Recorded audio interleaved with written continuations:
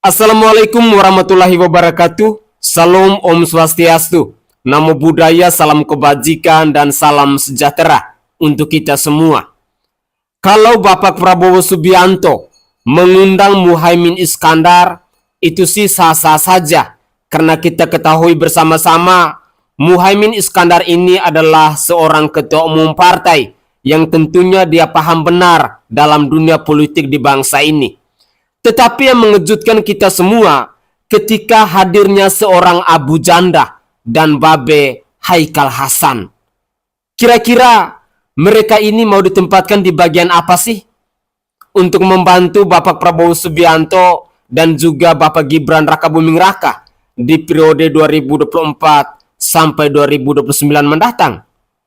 Berikut ini saya akan menyajikan beberapa cuplikan video terkait dengan komentar dari netizen perihal hadirnya Abu Janda dalam kabinet Bapak Prabowo Subianto ini. Inilah komentar dari netizen yang bisa kita simak bersama-sama.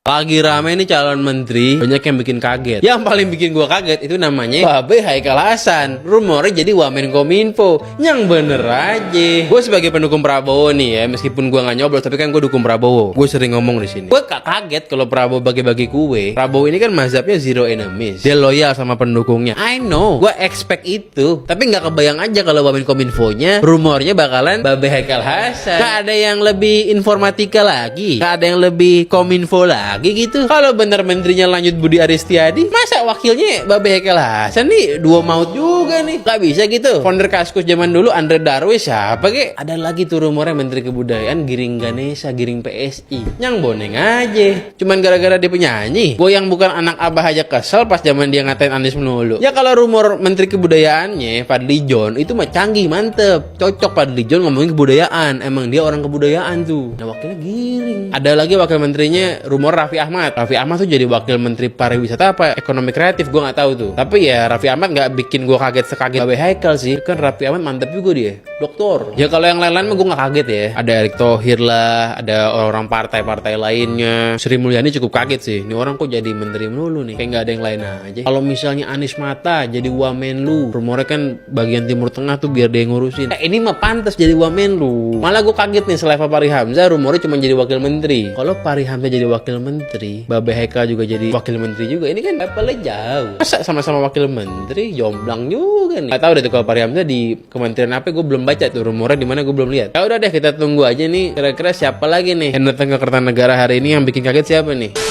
Ini pas gue lagi bikin video, gue baca di Twitter katanya Permadi Arya juga bakalan jadi wakil menteri rumornya. Abu Janda Al-Bollywoodi. Masa dia jadi wakil menteri agama? Yang bener jae bro. Nah kalau ini gue bingung nih, lebih kaget Abu Janda apa Haikal Hasan? Lebih kaget siapa lu? Abu Janda lah. Abu Janda sih. Abu Janda wakil menteri. Abu Janda.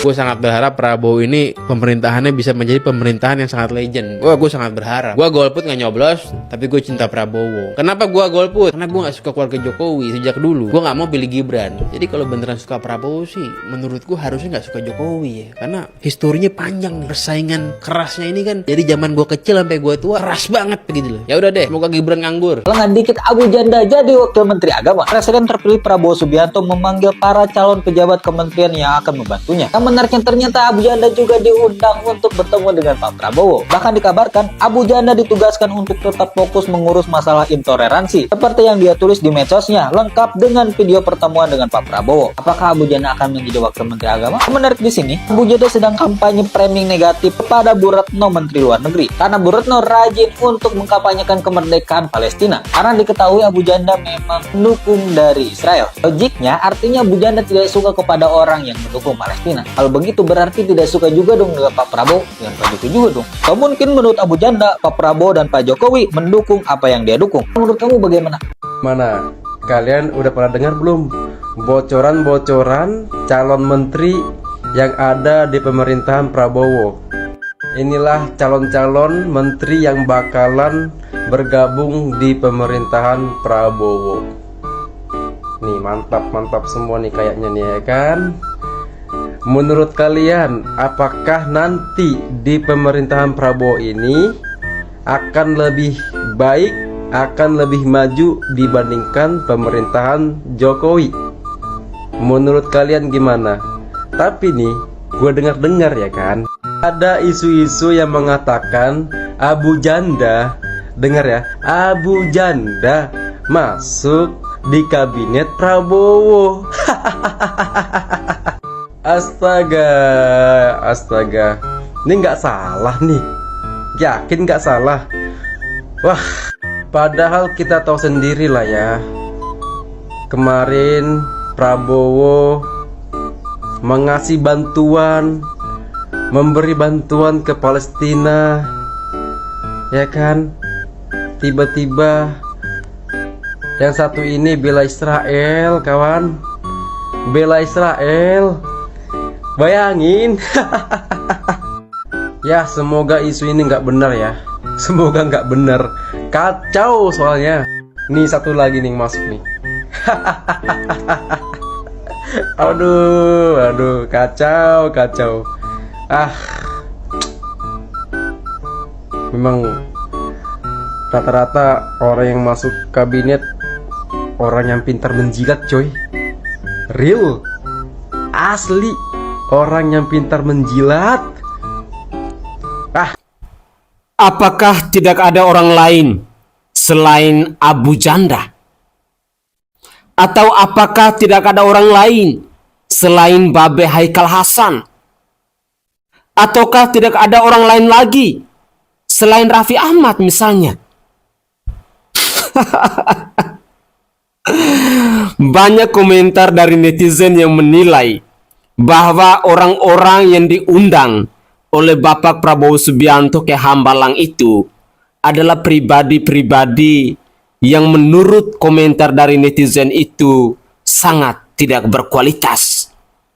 Lebih banyak komedinya, lebih banyak leluconnya, lebih banyak lawakannya. Ini mau pilih pemimpin untuk mengayomi 280 juta jiwa, ataukah mau pilih menteri untuk menjadi menteri komedi? Terus terang, seorang Abu Janda misalnya, yang kita kenal sangat kontroversial.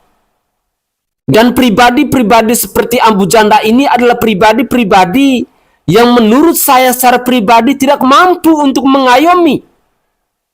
Dan apalagi kalau digadang-gadang untuk menjadi wakil menteri agama.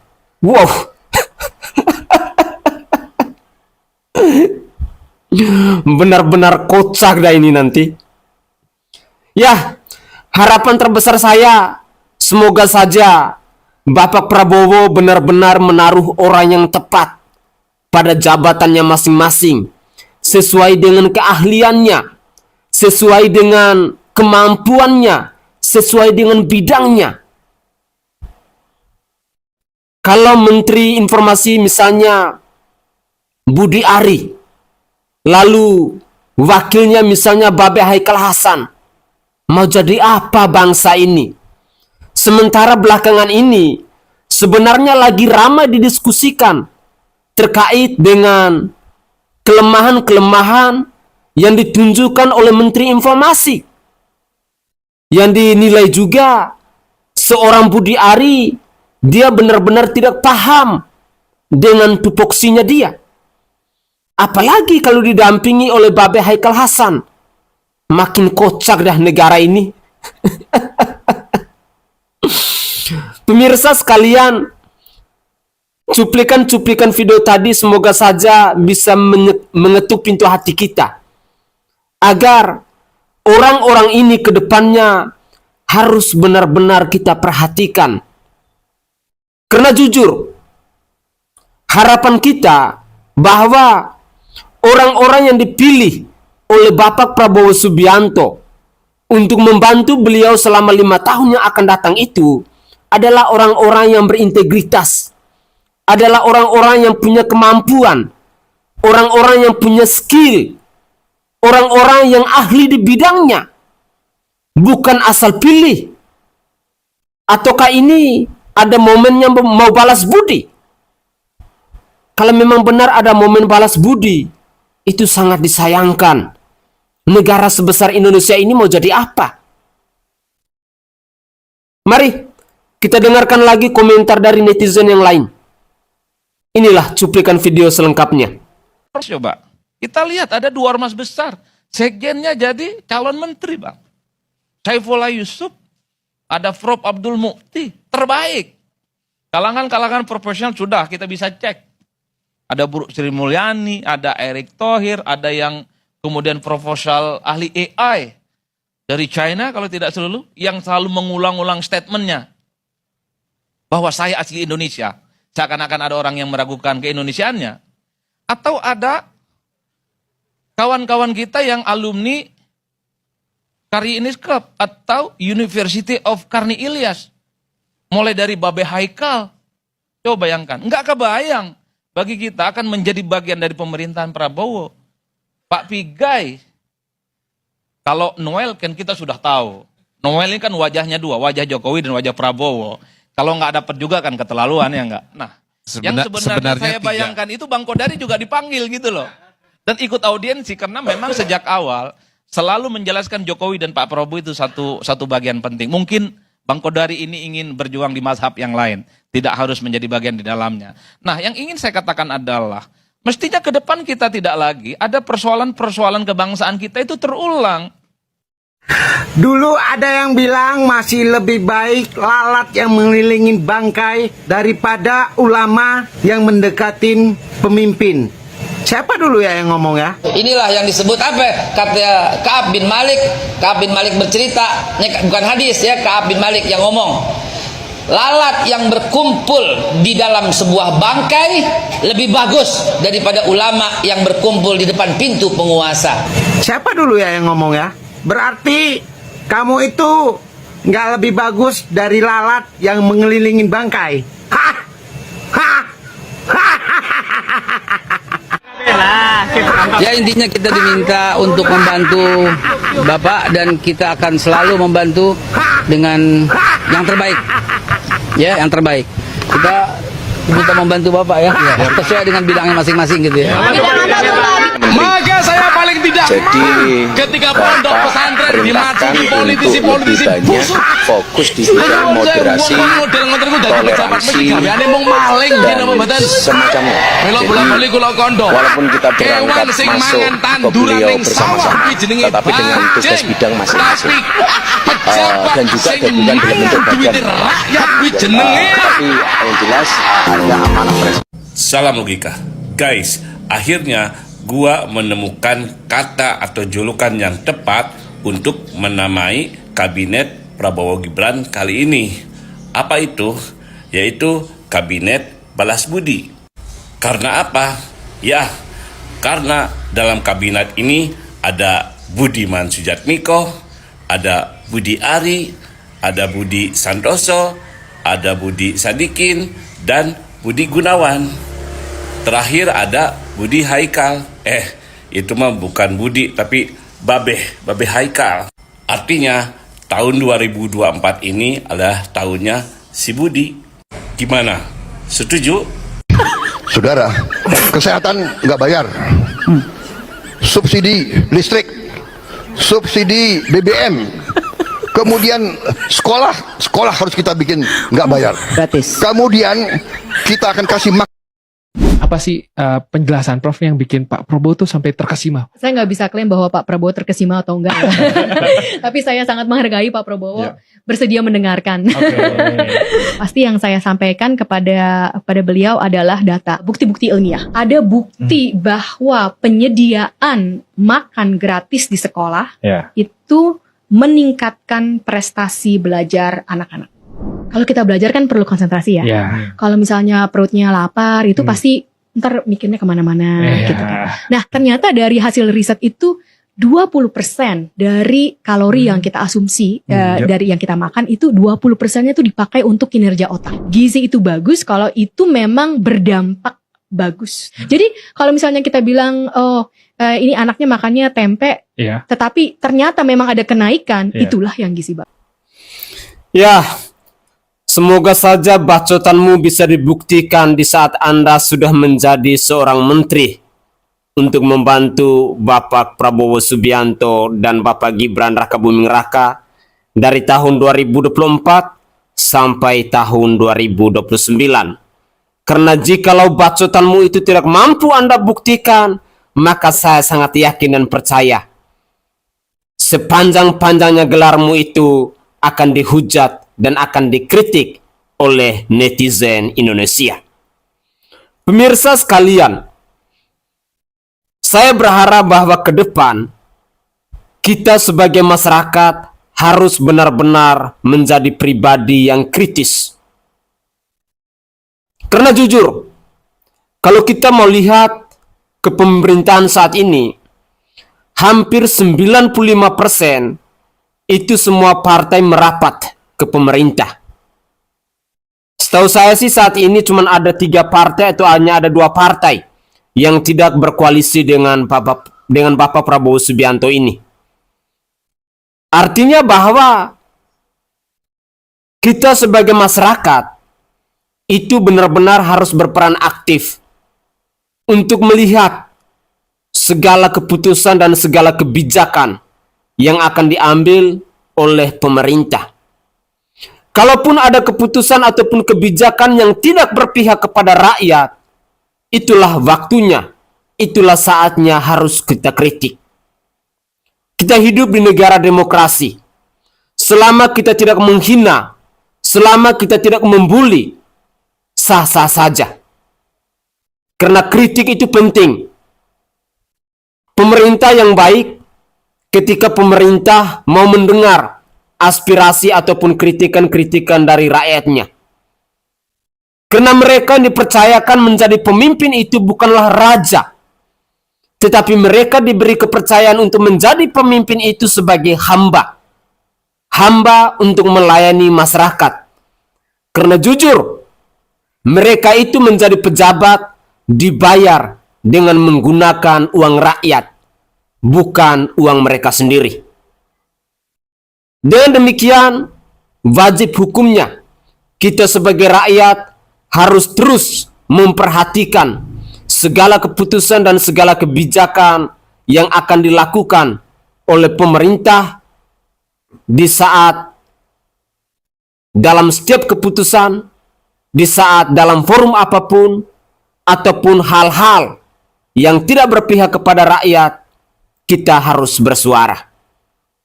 Mari kita dengarkan lagi komentar dari netizen, dari tokoh politik terkait dengan para menteri yang dipilih oleh Bapak Prabowo Subianto ini. Inilah cuplikan video selengkapnya. Dari 34 menteri Presiden Joko Widodo, lebih dari 17-nya adalah orang-orang yang akan dilantik oleh presiden terpilih. Artinya, lebih dari 50% isi kabinet Jokowi dipindahkan ke kabinet Prabowo. 50%. Sejarah sistem presidensial mana yang 50% isi kabinet presiden sebelumnya ditransfer kepada presiden yang akan datang? Beri saya nama. Mungkinkah ini yang disebut oleh Bang Karni tadi sebagai upaya untuk menjaga wakil presiden terpilih? Sangat tidak percaya diri. 250 tahun setelah George Washington, Joe Biden, jumlah menterinya 15.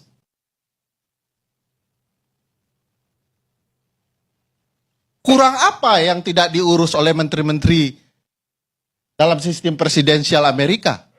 Selain mengurus 350 juta warganya, dia juga mengurus 9 juta kilometer persegi wilayah Amerika, dan juga mengurus urusan negara orang lain. Kalau banyak menteri akan banyak kesemerawutan. Kalau semua menteri diberikan Mercy S-Class, Mas Adi, yang harganya dalam penghitungan saya 2,9 miliar, dan dijelaskan oleh Bang Karni, sebenarnya itu harga bisa jadi 3 miliar. 2,9 dikali 107 orang, 108 sebenarnya, kita akan mengeluarkan uang 310 miliar untuk mobil para menteri.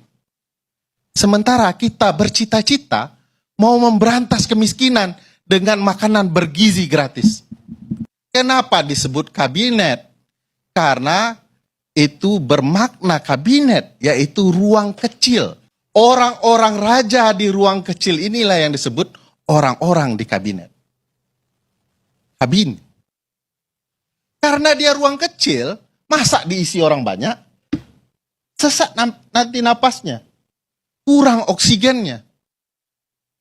Itu sebabnya tudingan bahwa kabinet ini adalah kabinet obesitas, obesitas bukan OB, itu akan menyebabkan lari kabinet akan menjadi lambat. Bukankah bicara efisien adalah tepat berdaya guna, tepat sasaran? Bagaimana jumlah yang banyak bisa kemudian menyebabkan efektivitas? Kalau ada yang mengatakan inilah ciri Pak Prabowo yang setia dengan teman, ayolah kita bicara kabinet, bukan bicara pertemanan. Bernegara memikirkan teman sudah salah kaprah.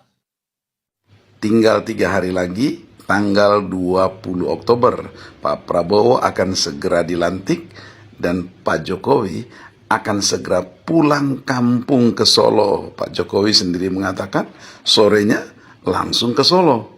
Sudah dipersiapkan semuanya, luar biasa. Nah, mana itu katanya yang mau demo besar-besaran? Tanggal 14 sudah lewat, sampai sekarang nggak terjadi apa-apa. Saya yakin mereka itu tahu bahwa mereka nggak bisa berbuat apa-apa, karena bisanya mereka itu bernarasi.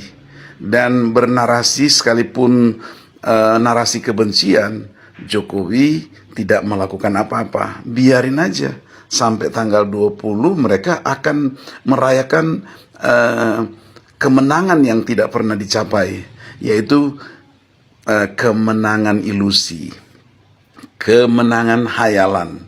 Dan orang-orang seperti ini akan terus ada di dalam pemerintahan Pak Prabowo ke depan. Saya percaya Pak Prabowo akan dengan sangat bijak untuk menanggapi orang-orang yang tidak berkualitas seperti ini.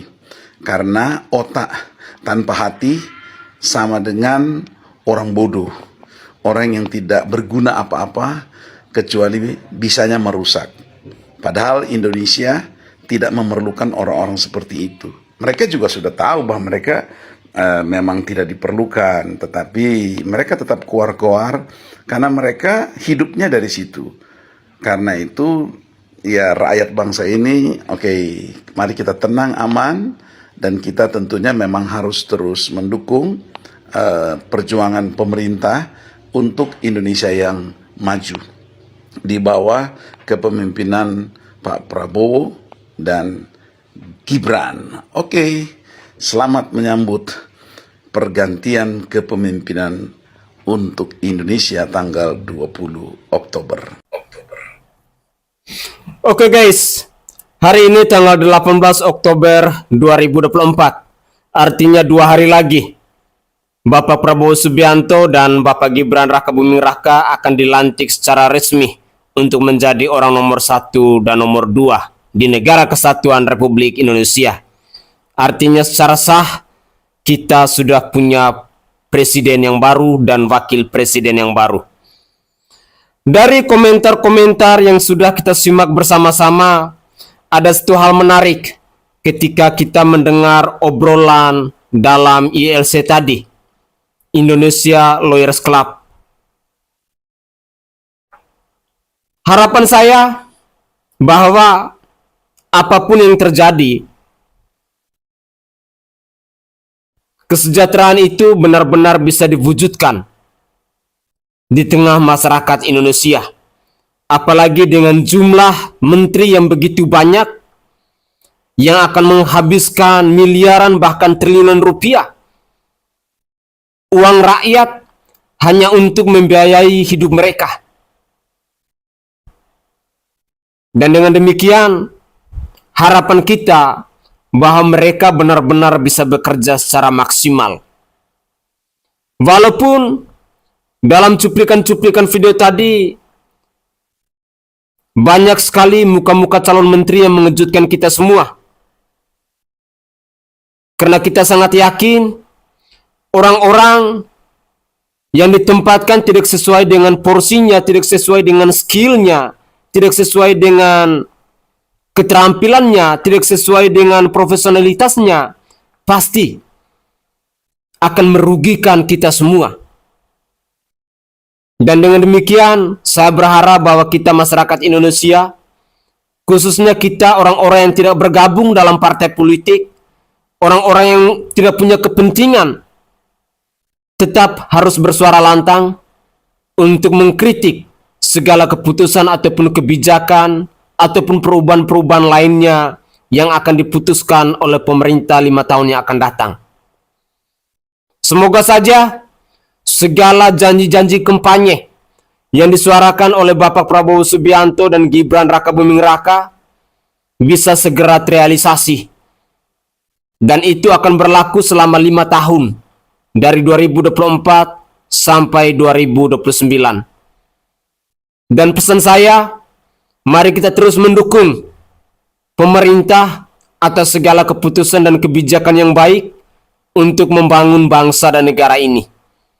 Semoga saja kesejahteraan dan keadilan bisa dirasakan oleh seluruh lapisan masyarakat, dari Sabang sampai Merauke, dari Pulau Miangas sampai Pulau Rote, dan terlebih khusus dalam penegakan hukum di bangsa ini, yang dari dulu sampai hari ini tidak pernah berubah, bahwa hukum itu selalu tajam kepada kita yang rakyat jelata, kepada kita yang miskin papa, dan tumpul kepada mereka yang punya jabatan, kepada mereka yang punya miliaran rupiah. Saya Sainai dari Provinsi Nusa Tenggara Timur, saatnya kita yang rakyat jelata harus berani untuk bersuara. Salam hormat, salam NKRI, dan salam Pancasila untuk kita semua.